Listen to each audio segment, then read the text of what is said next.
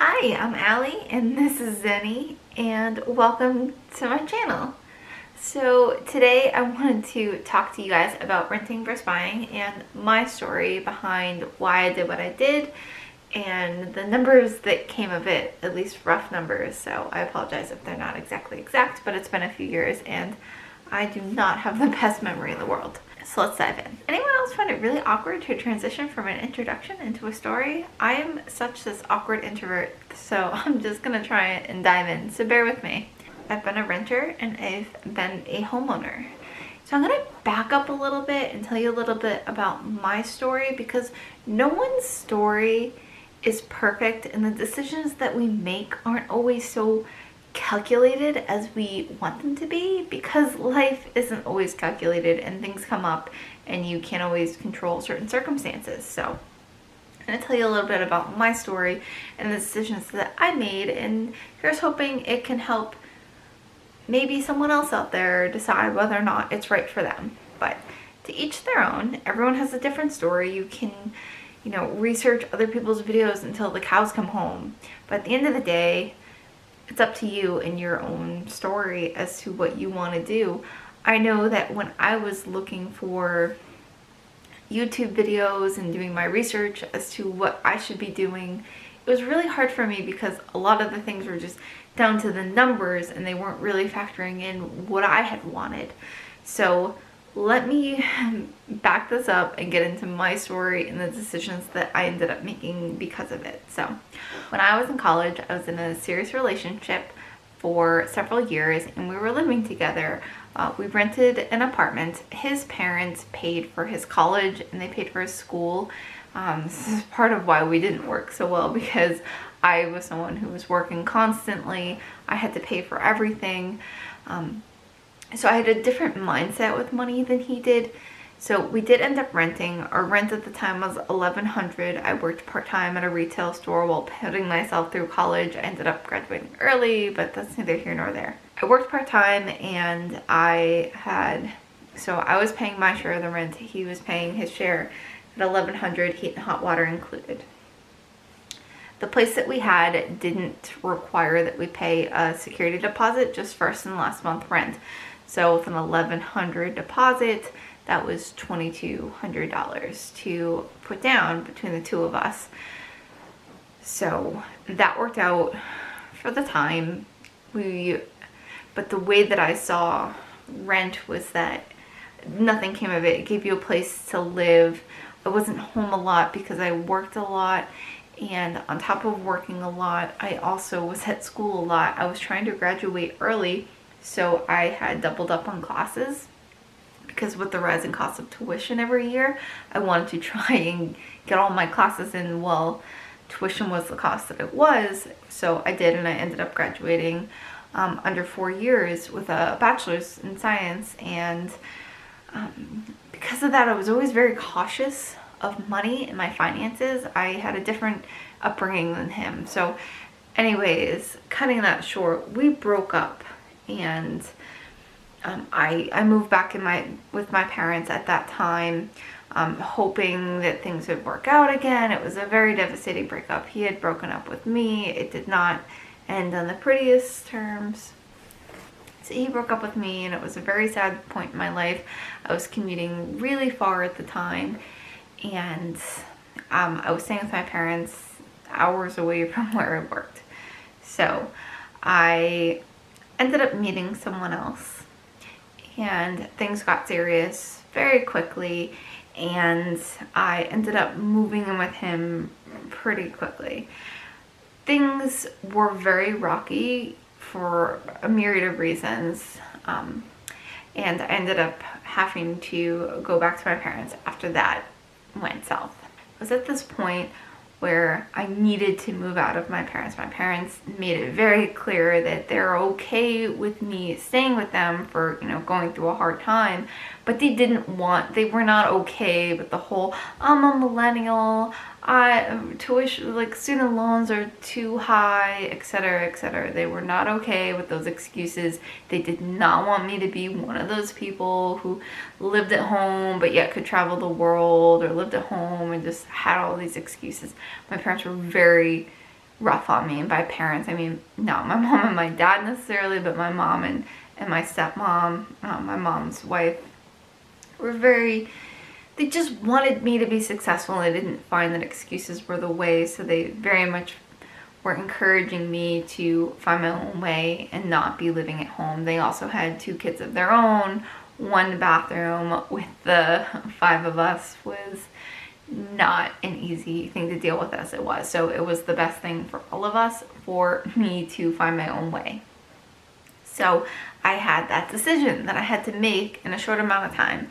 They wanted me out as soon as possible. I wanted to get out as soon as possible because I was not in a good situation where I had been working full-time at that point, 60 plus hours a week.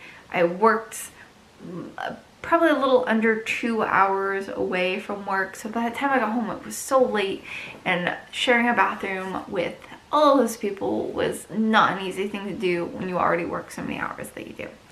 So don't mind my dog's tail, but she can do what she pleases. So it was not an easy thing. So it was a decision I had to make whether or not I want to rent and buy.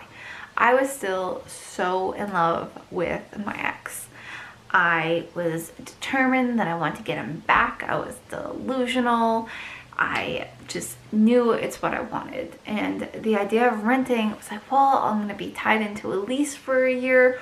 What if he wants to get back together with me and I can move back in with him? And I didn't want to put that kind of commitment and investment. And my parents said to me, why are you thinking of renting? Like, why don't you buy? Although I worked a lot of hours, I graduated during the recession. So I didn't come out making what you could potentially make now. I came out making slightly more than minimum wage. I did not have a lot in saving. What I did have in savings was because I absolutely did nothing. I did not eat out. I didn't hang out with friends. I did not go to the movies. I did nothing but pay for gas to get to and from work. I was so trying to save and get out of my situation. So to be in the interest of full disclosure, what I had $14,000 in the bank saved. I had student loans. I had a car payment. I did not have this great financial security. The thing is, I did not have this safety net of my parents saying, oh, we'll help you. I had the safety net as in, you're not going to live on the streets, which is great, but we're really not here to financially help you. They really wanted me to be financially independent. That being said, I looked at everything and I started weighing in my options. Should I rent or should I buy? Do I want to be stuck into a house? I have $14,000. What can I get with $14,000? Plus, that $14,000 still needed to last me if things hit the fan and I lost my job or whatever happened. Car accident happens, and lo and behold, I did get into a car accident. My car got totaled, and that's a whole nother story for a whole nother day. But end of the day, I had $14,000 in a decision to make. When you move into a place, you also have to consider the fact that you will need furniture, you will need things for this place, and you can't put all of your savings into just the down payment. My misconception when I was buying a home as a first-time homeowner is, I'm not a genius. I don't know everything. I'm just figuring out the rest of the world and thinking 20%? Who needs 20%? That's crazy. You don't need 20%. You didn't. I had no idea that I didn't need 20% down for a down payment. So I got my pre-approval from a brokerage firm and I put in all my information and I saw what I was able to get. So I had a range of about $120,000 to work with. So I started to explore other options other than just a single family house and other than renting. When it comes to renting, you're giving someone else money you will never see again. Some people it's fine. Some people have the mindset where they don't want to deal with things, they don't want to deal with taxes, insurances, etc., etc. And that's fine. To each their own. Some people don't like the commitment, etc., etc. It goes on. For me, what I decided to do is take my pre-approval and go look for townhouses and condos. What I found was several condos in a great area, and I ended up taking a look at them. I found a condo that I absolutely loved. I got a higher pre-approval. They warned me that it was going to be most of my income, but for my area, which is New England, the cost of living is so unbelievably high. You definitely spend most of your income on rent or mortgage payments in New England. It is what it is. It's just kind of a fact of life around here, especially for what you get. They're not exactly like the nicest, newest types of places. People say they have character, but whatever. So I ended up getting, I didn't get the condo that I first fell in love with, but so I ended up finding a condo that I really liked. It cost $160,000. I made my offer. I got this for the $160,000. I put down $7,000 for my down payment.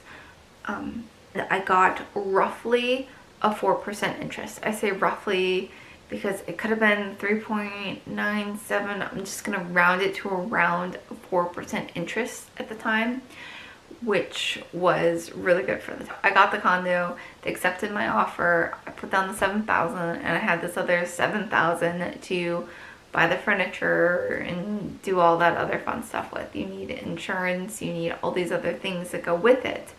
So with my $160,000 condo, I had 2 bedrooms, 250 square feet, and it had a pool and a gym, all included, 24-hour access and everything. And my mortgage payment came to under $1,000 for my mortgage payment every month, which was cheaper than if I paid rent every month for my area. It was gonna run me, for what I was looking for, a 2-bedroom would have run me between like $1,600 and so forth for the area that I lived in. So I was paying less money than a mortgage, but with a condo, we have that fun thing called an HOA, homeowner's insurance. Oh boy. My particular homeowner's insurance was extremely high. This is not like in every place, but for my condo association, it was around $400. So my monthly payment is around $1,400 for my mortgage, my HOA. But what the HOA does cover is not only the pool and the gym, but they also cover the dumpster, the snow removal, heat, hot water, all of those things covered by the HOA. The HOA also covers a master insurance, so if anything happens to the building, anything like that, it's covered under the HOA. So there's a sense of security into that. For someone like me, I'm busy, I work a lot, I don't necessarily have a huge social life, but the time that I spend commuting and working is insane. I don't necessarily have time to deal with those little nitty-gritty things, the maintenance of a property, etc., but yet still being able to own something and have equity in something and, you know, build that up was something that was important to me, thinking about my future and long term instead of just short-term conveniences and money in pocket. It was more about long term for me. As well as wanting that freedom that if I wanted to, I could sell it or rent it out and still move back in with my boyfriend if things worked out, start a life with someone else. So it really aligned really well what I decided to do.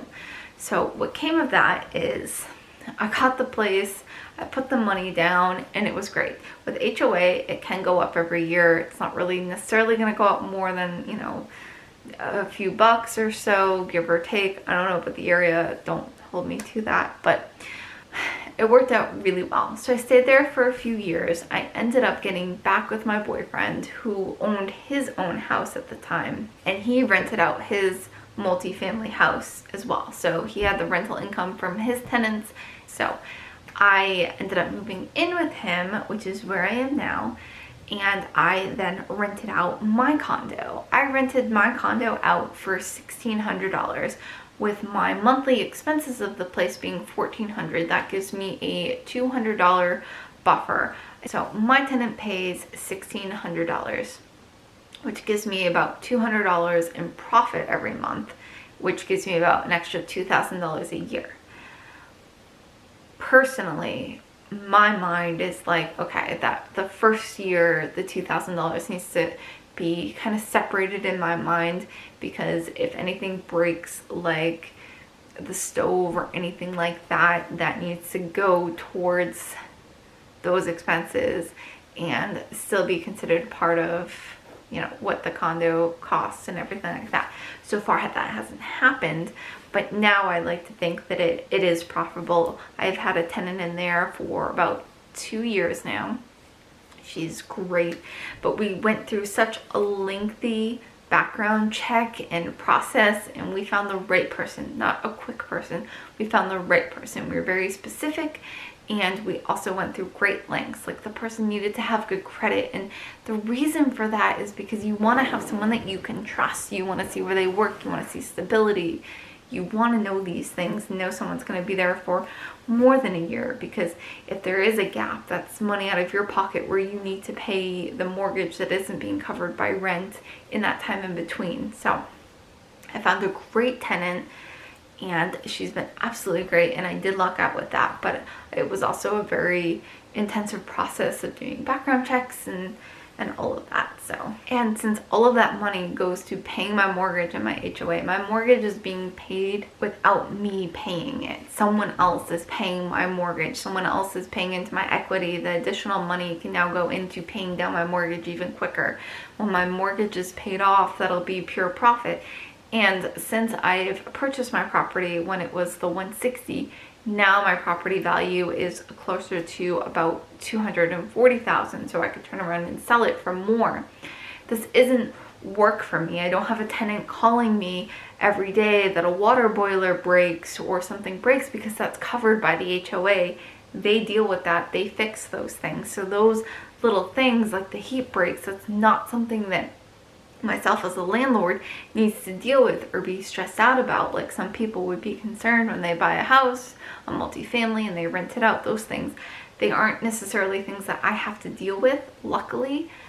So I do feel like it was a really smart decision for me to make at the time. So when I look at it and I see other people who were like, oh, I don't want to buy, it's too much commitment, etc., etc., it's not necessarily as much commitment.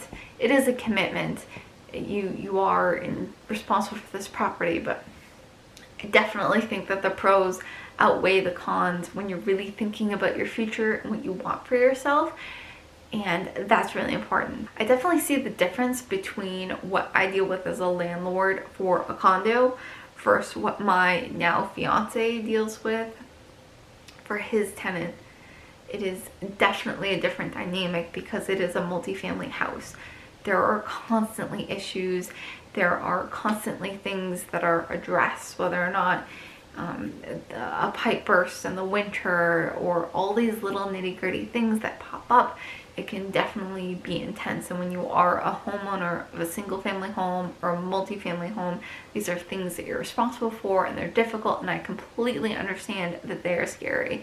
In terms of buying a condo or buying a townhouse, I felt that that was the right situation for me, and I came out doing pretty well. And just to add as well, there's of course other costs. My property taxes are rolled into my mortgage, but something that's kind of on the side that I pay for is the insurance to have my tenant live there. So if my tenant made, you know, a massive destruction, ruin the floors, etc., I'm covered for that up to a certain amount, and I pay it's $340 a year to cover that. So take away like a month and a half of my profit from that, and that pretty much covers for my insurance for her.